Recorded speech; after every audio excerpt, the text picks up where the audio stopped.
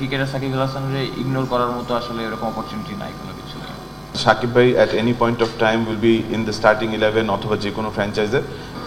শালীন ভাইয়ের কাছে প্রশ্ন, সাকিব আল হাসানকে আসলে আপনাদের স্কোয়াডে যুক্ত করার একটা কথা ছিল বা চেষ্টা চালানো হয়েছিল, সবশেষ আসলে তাকে কেন স্কোয়াডে যুক্ত করা হয়নি, যেহেতু ন্যাশনাল টিম খেলেন না বর্তমানে? না দেখেন, সাকিব ভাই বাংলাদেশে কেন ওয়ার্ল্ডের যে কোনো টি-20 ফ্র্যাঞ্চাইজে বা টি-20 স্কোয়াডে is going to be one of the most valuable players, এবং আমরা ওনাকে যে নিতে চাইনি তাও না, কিন্তু আমরা সবাই দেশের সিচুয়েশন জানি, সার্কামস্ট্যান্সেস জানি। সাকিব ভাই at any point of time will be in the starting 11 অথবা যে কোনো ফ্র্যাঞ্চাইজে, but with the current situation and the circumstances আমাদের ওগুলোর পরিপ্রেক্ষিতে রেখে আমরা তাকে হয়তো এবার নিতে পারিনি। কিন্তু আমি এটা বলতে চাই যে সাকিব ভাই পৃথিবীর যে কোনো টিমেই যাওয়ার মতো একটা প্লেয়ার, এবং আনফর্চুনেটলি আমরা এবার তাকে নিতে পারছি না। সোনা ভাইয়া বলছিলেন যে সাকিব আল হাসানকে আপনাদের টিম দলে চেয়েছিলেন, বিষয়টা এরকমই ছিল, কিন্তু নানা কারণে সেটা নেওয়া যায়নি বা হয়নি শেষ পর্যন্ত। কোন চিন্তা থেকে আসলে আপনারা সেই গেম প্ল্যান তো নিশ্চয়ই একটা থাকে, প্ল্যানিং টিমের একটা থাকে, কোন প্ল্যান নিয়ে আসলে সাকিবের কথা আপনারা ভেবেছিলেন, এবং সেটা যখন কার্যকর করা গেল না তখন কোন বিকল্প উপায়ে আপনারা হাঁটছেন?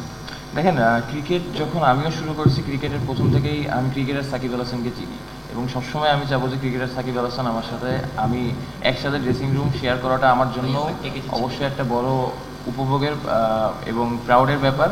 অবশ্যই আমি চাবো যে কোনো সময়, যে কোনো জায়গায়, যে কোনো টিমেই একসাথে এক ড্রেসিং রুম শেয়ার করতে, এবং যেটা বললাম যে ক্রিকেটার সাকিব আল হাসান এক টিমে থাকলে যে কোনো টিম আপনার অনেক বেশি বেনিফিট পাবে। সেটা বাংলাদেশ টিম লাস্ট কয়েক বছর না, অনেক লম্বা সময় ধরে পেয়ে আসছে, এবং পরবর্তীতে আমার কাছে মনে হয় যে সে যে টিমেই যাবে এই বেনিফিটটা সেই টিম পাবে। তো তার ক্রিকেটার সাকিব আল হাসানের ইগনোর করার মতো আসলে এরকম অপরচুনিটি নাই কোনো কিছু।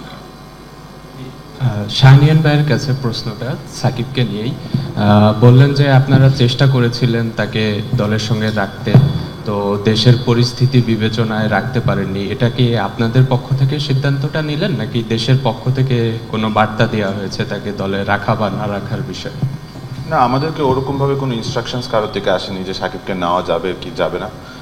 আমার কাছে মনে হয় যে এটা একটা টিম ডিসিশন ছিল এবং টিম ম্যানেজমেন্টের ডিসিশন ছিল, বিকজ আমাদের দেশের যে পরিস্থিতি, সেই পরিস্থিতিতে সাকিব আল হাসানকে নিলে এটার আউটকাম কি হতে পারে এটা আসলে আমাদের খুব একটা জানা নেই।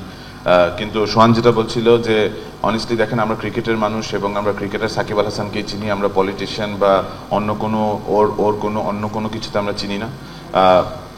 আমরা ওনার সাথে যতটুকু কথা হয়েছে বা যতটুকু বলা হয়েছে আমরা ওভাবে করি।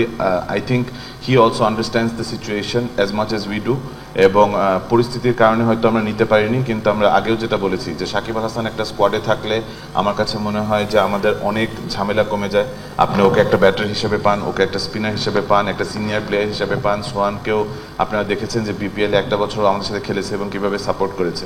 তো অ্যাজ আ ক্রিকেটার তার কোনো ডাউট নেই, কিন্তু আমাদের দেশের সিচুয়েশন সার্কামস্ট্যান্সেস অনুযায়ী এটা আমাদের ম্যানেজমেন্টেরই ডিসিশন ছিল, আমাদের কোনো ধরনের প্রেশার কারণ জায়গা থেকে দেওয়া হয়নি, but as a management we thought the consequences might be different, so যার কারণে ওকে নেওয়া যাচ্ছে না।